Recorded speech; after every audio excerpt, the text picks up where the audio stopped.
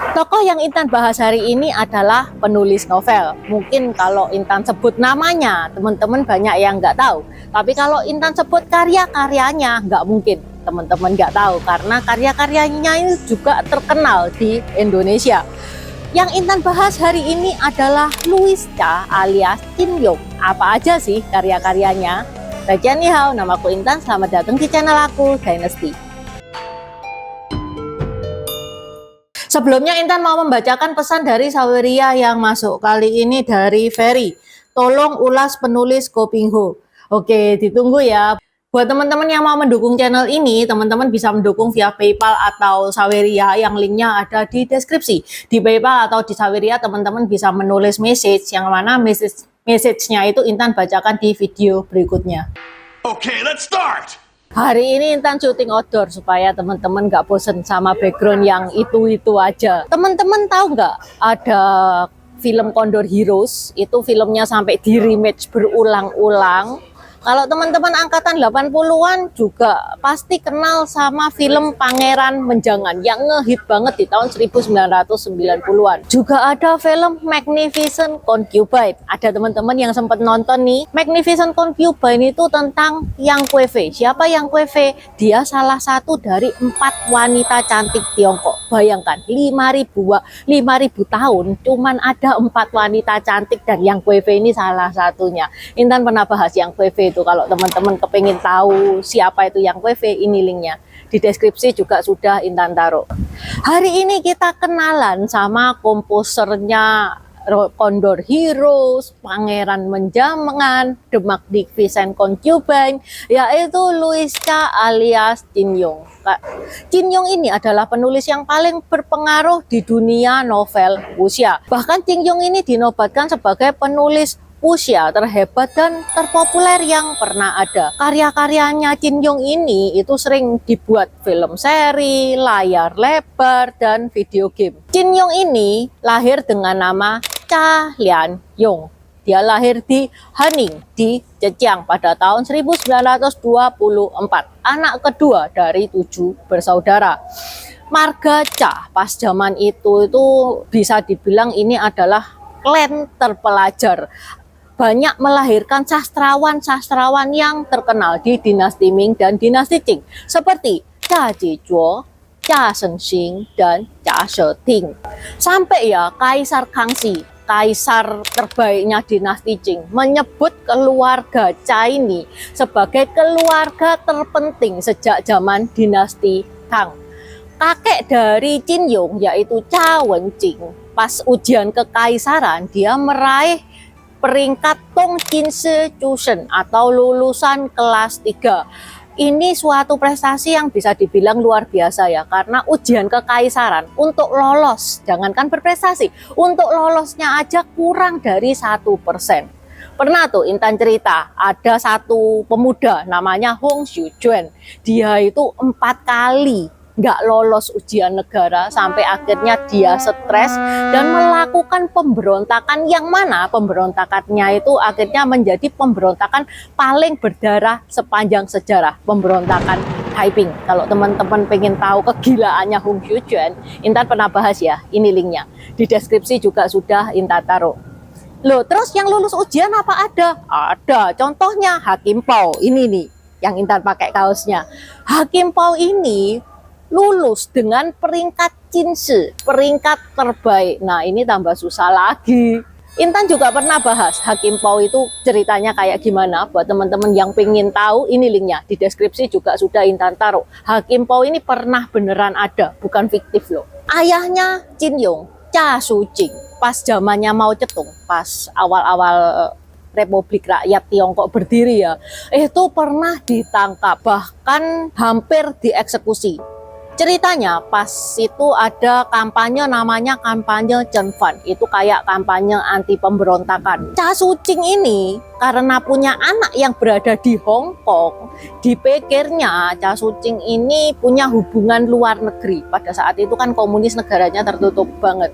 Jadi makanya Cha Su-ching ini ditangkap. Setelah ditangkap, dia dituduh macam-macam. Yang dituduh menyembunyikan senjata lah, dituduh melawan pengumpulan pangan lah, dituduh menyembunyikan pemberontak lah, dituduh mau membunuh pejabat lah. Tapi akhirnya tuduhan-tuduhan itu nggak terbukti. Di tahun 1980 setelah 30 tahun di penjara tuh ya, kasihan banget, akhirnya dia dibebaskan. Oke, sekarang balik lagi ke Jin Yong. Jin Yong ini sejak kecil itu sudah gemar membaca. Gak heran ya guys ya, soalnya dia memang dari bibitnya bibit keluarga sastrawan.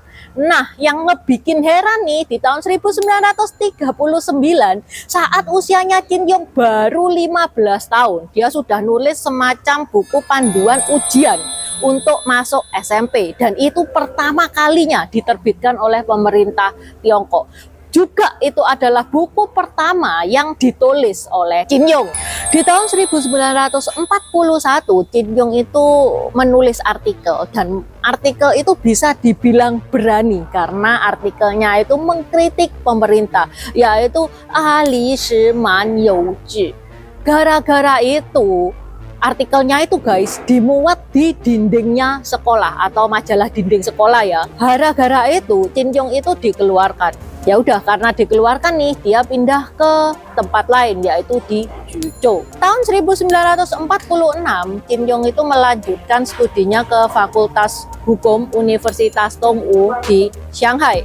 Di tahun 1947, Jin Yong itu kerja sambil kuliah sebagai jurnalis dan penerjemah untuk surat kabar Kung Pao. Pada tahun 1948, Jin Yong itu bekerja di New Evening Post di Hong Kong, yang mana Hong Kong itu masih punyanya Inggris ya pada saat itu. Jin Yong bekerja sebagai wakil pemimpin redaksi. Dari sini dia kenalan dengan seorang pemuda, namanya adalah Chen Wen-dong, yang merupakan penulis novel. Mereka itu klik banget karena hobinya sama, sefrekuensi ya kan. Mereka berteman dan Jin Yong itu belajar banyak sama Chen Wen-dong ini. Sampai di tahun 1955, Jin Yong menulis buku wuxia pertamanya, yaitu The Book and the Sword. Ini adalah awal Jin Yong itu pakai nama pena Jin Yong. Di tahun 1957, Jin Yong itu bekerja di perusahaan film, di mana dia bekerja sebagai penulis naskah. Naskahnya bagus-bagus, naskah yang dia tulis, difilmkan itu banyak yang melejit. Di tahun 1959, Jin Yong bersama temannya yaitu Shen Baoxin, dia mendirikan surat kabar Hong Kong Mingpao, di mana Jin Yong bekerja sebagai kepala redaksinya. Di situ Jin Yong itu nulis novelnya novel serian ya, banyak banget. Salah satunya yang ngehit itu Condor Heroes, ngehitnya itu nggak tanggung-tanggung sampai se-Asia.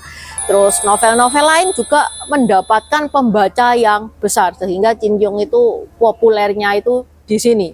Tapi di tahun 1972, Jin Yong itu sudah nggak mau nulis lagi. Sudah, aku pensiun jadi penulis. Pensiun jadi penulis loh guys, bukan pensiun jadi kepala redaksi, bukan.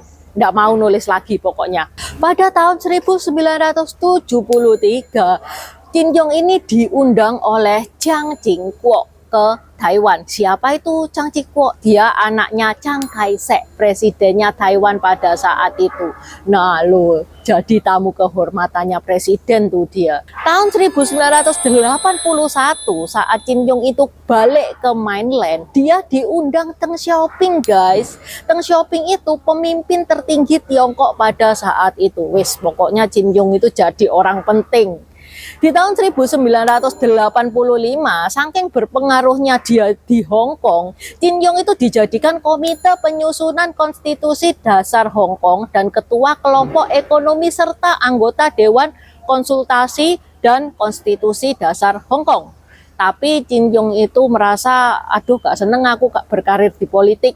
Dia pensiun di tahun 1989, pensiun di dunia politik.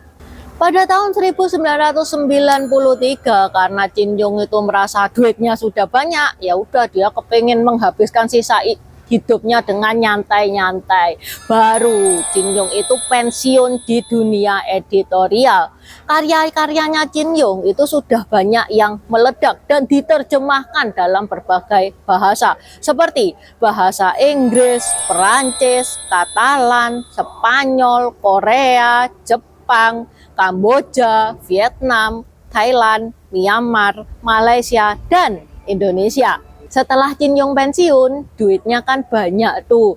Dia mengisi hari-harinya dengan beramal. Jin Yong banyak beramal untuk membantu mahasiswa miskin dan mendukung aktivitas akademik. Pada tanggal 10 Maret 2014, saat Jin Yong berusia 90 tahun, ada fansnya Jin Yong ini ngebikin wow ini. Dia menulis 8,4 juta karakter Hanje hanya untuk ngucapin selamat ulang tahun ke Jin Yong. Gila, Intan nggak bisa ngebayangin 8,4 juta karakter guys. Itu Intan nulis seumur hidup belum tentu selesai. Pada tanggal 30 Oktober 2018, Jin Yong meninggal dunia setelah lama menderita sakit di Hong Kong Sanatorium dan rumah sakit di Happy Valley, Hong Kong pada usia ke-94 tahun. Upacara pemakamannya diadakan secara pribadi di rumah duka Hong Kong di Quarry Bay pada 13 November 2018. Banyak banget orang-orang penting yang ngucapin bela sungkawa ke Jin Yong. Banyak pejabat-pejabat dari dalam negeri, dari luar negeri, bahkan pemerintah pusat Tiongkok dan Presiden Xi Jinping itu juga ngucapin bela sungkawa ke keluarganya Jin Yong. Oke, sampai di sini dulu bahasan Intan hari ini. Buat teman-teman yang mau diskusi, mau nambah-nambahin, seperti biasa silakan coret-coret di kolom komentar. Buat subscriber baru, selamat datang. Terima kasih sudah menonton videonya Intan sampai habis. Intan sarankan buat teman-teman yang baru bergabung untuk nonton videonya Intan tentang pergantian dari dynasty ke dynasty. Ini nih videonya.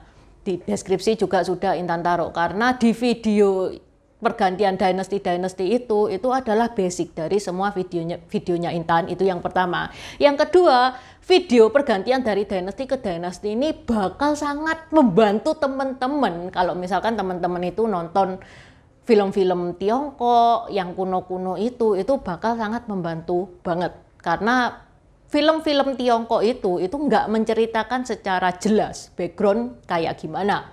Terima kasih udah nonton channel ini sampai habis. Dukung aku terus berkarya dengan klik subscribe dan bunyikan lonceng di bawah ya guys.